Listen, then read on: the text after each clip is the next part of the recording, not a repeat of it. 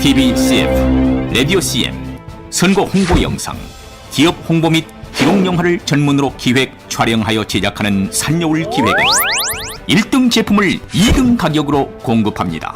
산여울 기획은 1980년부터 쭉 호남 영상예술과 같이 하고 있습니다. 산여울 기획. 이번 시간은 신학, 예배, 설교라는 주제입니다. 근데 굉장히 포괄적인 주제이기 때문에 간략한 짧은 시간에 해소할 수는 없을 것입니다. 그런데 이 세 개의 주제를 말하는 것은 신학이 예배와 설교에 분리되지 않다. 이러한 테마로 말씀을 드립니다. 이제 우리가 앞에서는 성경 해석에 대해서 말씀했는데요. 신학과 성경 해석이 분리지 않았고, 그리고 그것이 이제 설교로 이어지고 다시 예배라는 것으로 총화가 되는 그러한 구조이죠. 그렇기 때문에 신학과 성경, 설교, 예배는 하나죠. 그래서 이것을 분리할 수 없다는 것이 이번 시간의 한 컨셉입니다. 왜 제가 이렇게 말하겠어요?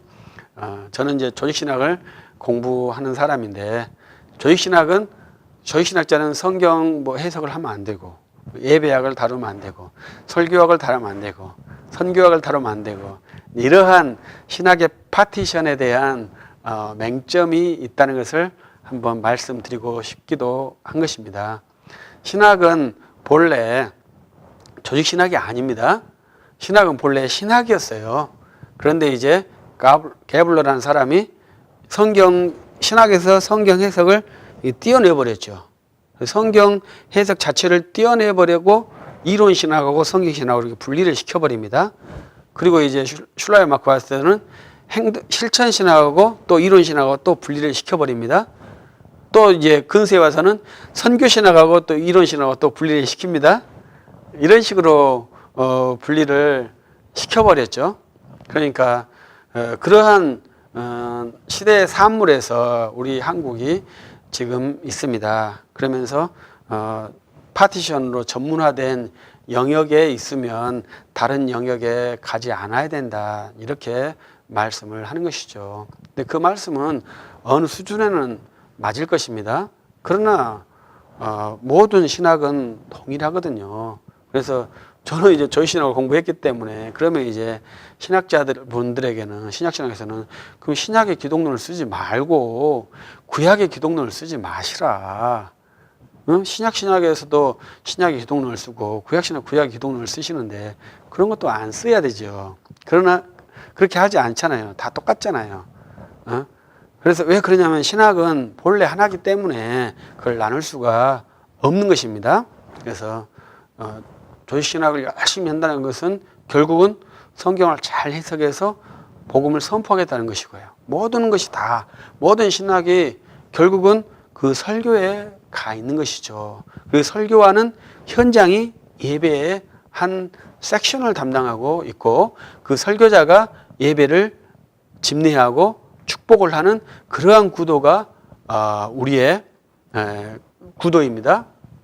그래서 신학과 이 설교, 예배가 함께 있는 그러한 구도를 잘 인지한다면 좋겠죠. 그래서 복음을 전하는 자도 신학을 해야 되겠죠.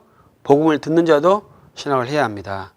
복음을 전하는 자가 설교자고 복음을 듣는 자는 그리스도인입니다. 그래서 이 복음을 전하는 자와 복음을 듣는 자가 이 함께 예배 시간에 만나서 주 하나님께 예배를 하는 그러한 복된 시간을 갖는 것이죠. 그래서 얼마나 복되고 유익한 그 구조를 주님께서 세워놨는지 알 수가 없습니다. 이것이 이제 교회거든요.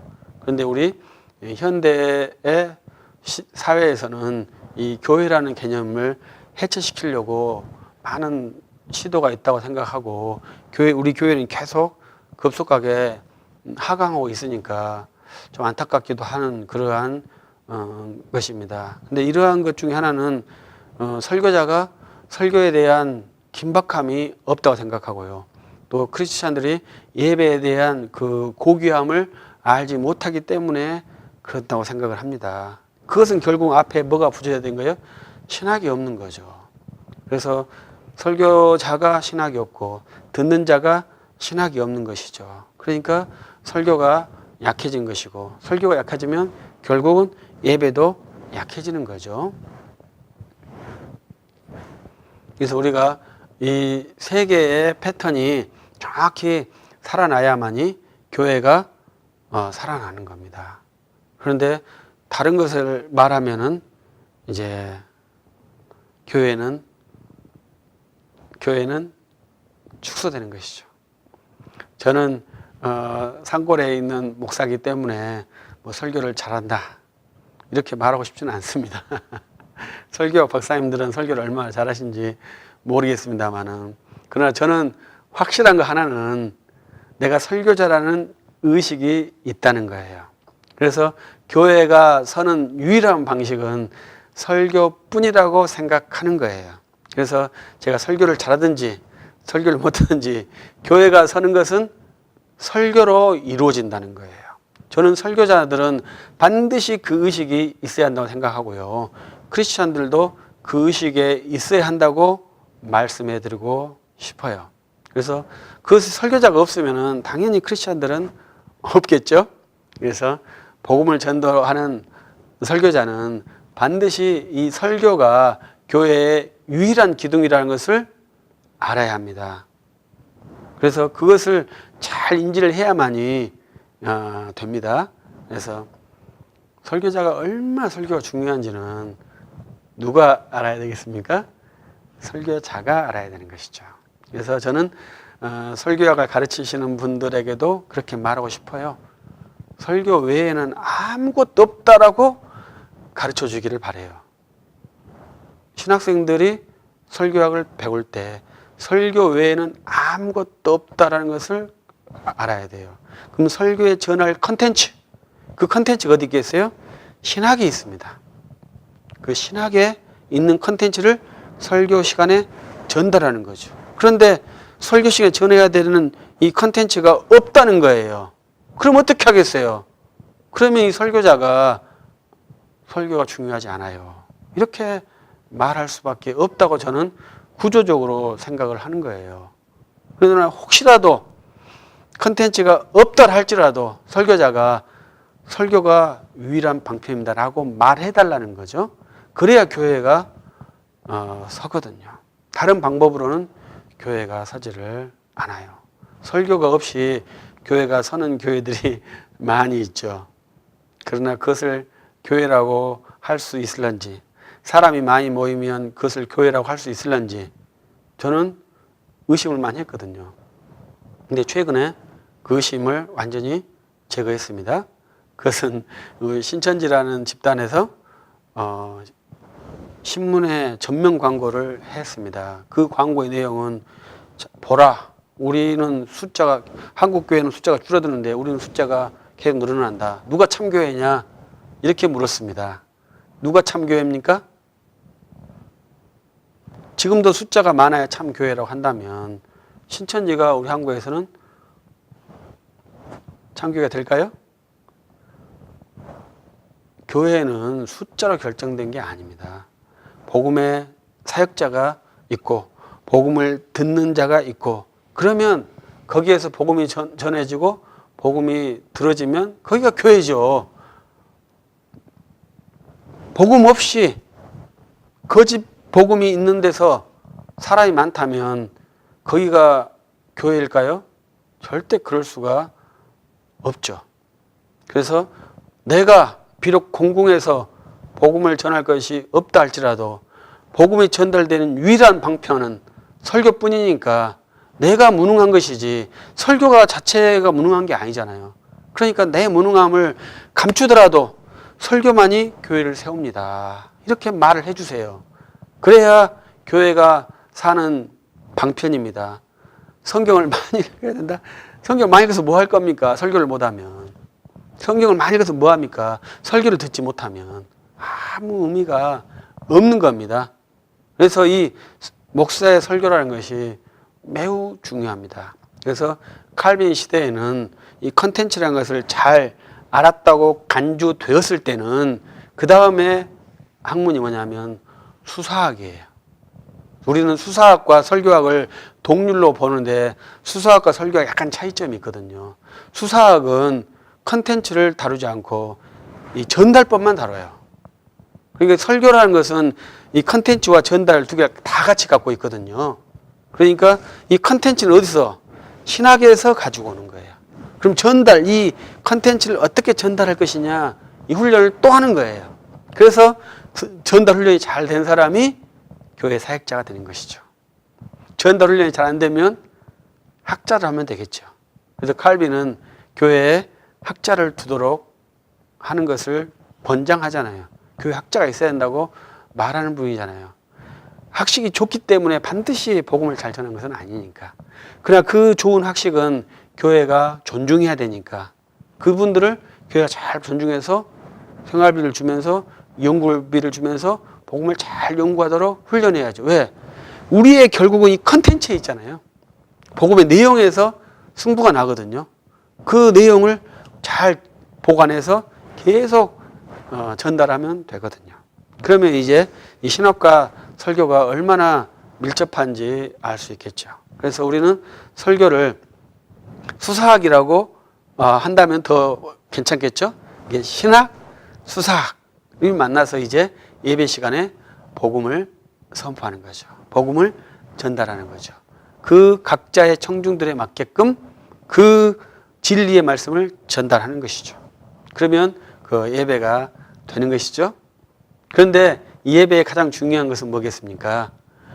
우리가 저번에 한번 제가 말씀드린 것이 있는데요. 그것은 이 예배는 소집자가 있다는 거죠.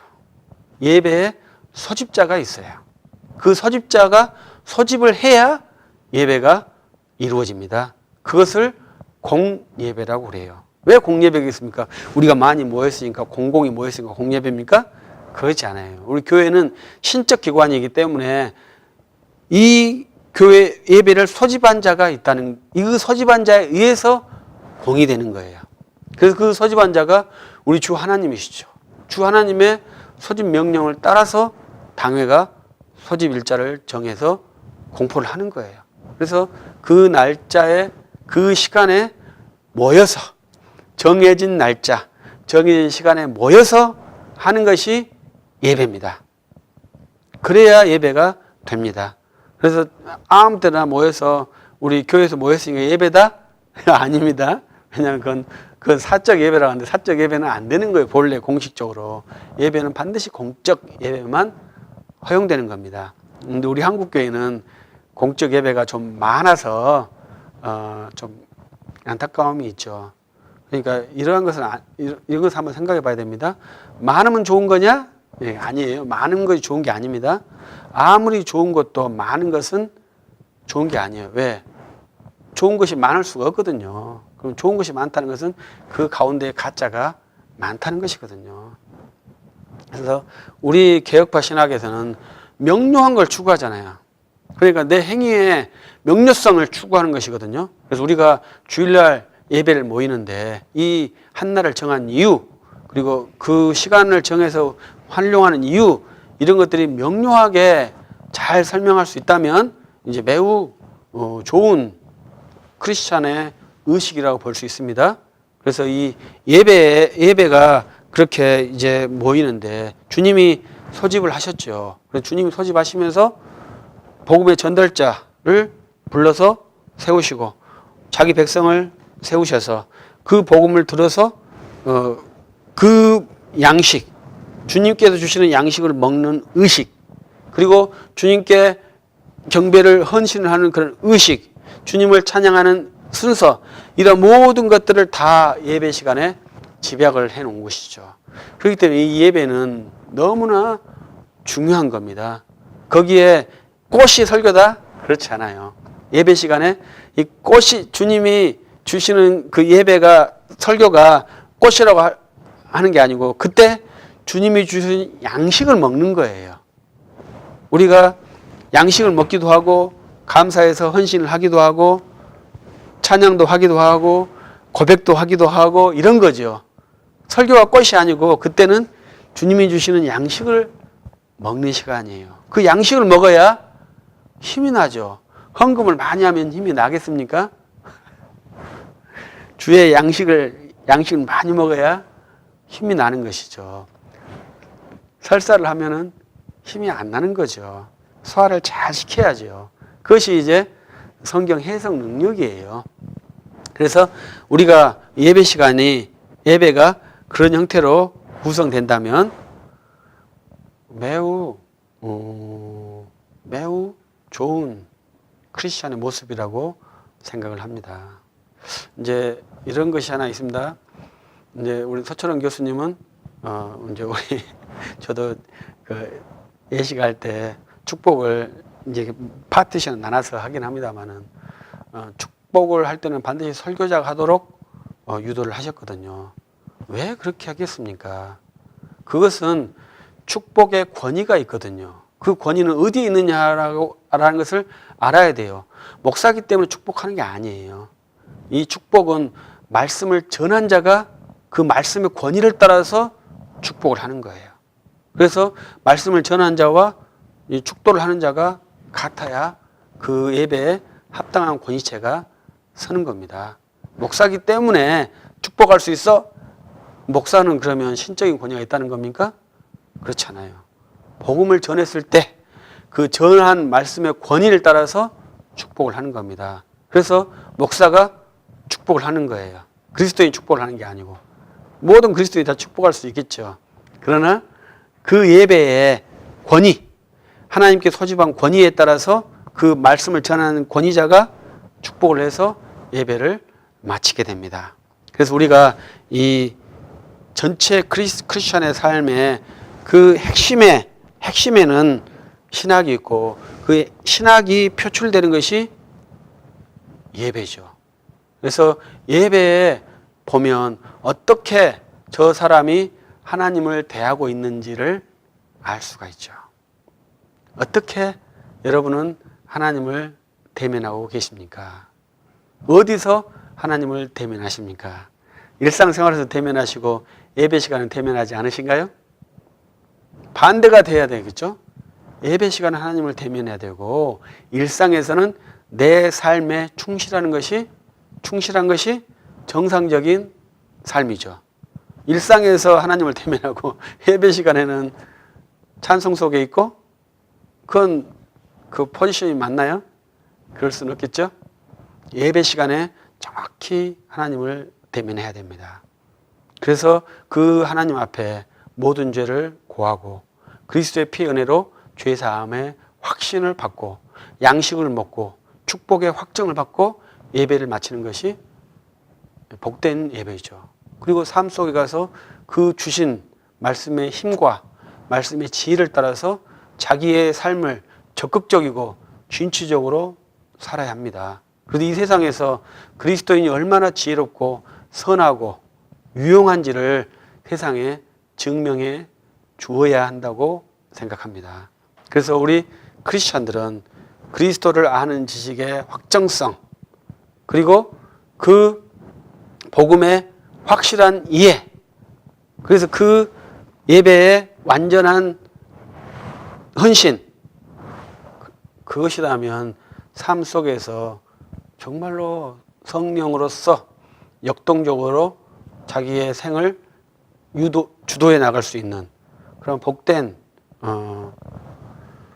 대장부와 같은 그러한 크리스천이 될 거라고 확신합니다. 여러분들은 복음을 전하는 자는 복음을 힘써 전하고 복음을 듣는 자는 존경하면서 복음을 잘 들어서 한 몸으로 주의 교회를 이루고 온전하게 주 하나님을 섬기는 예배를 드림으로 진짜 그리스도인의 감격 그 삶 속에서 정말로 드라마틱한 다이나믹한 그러한 삶을 주도해 나갈 수 있기를 예수의 이름으로 바랍니다. 감사합니다.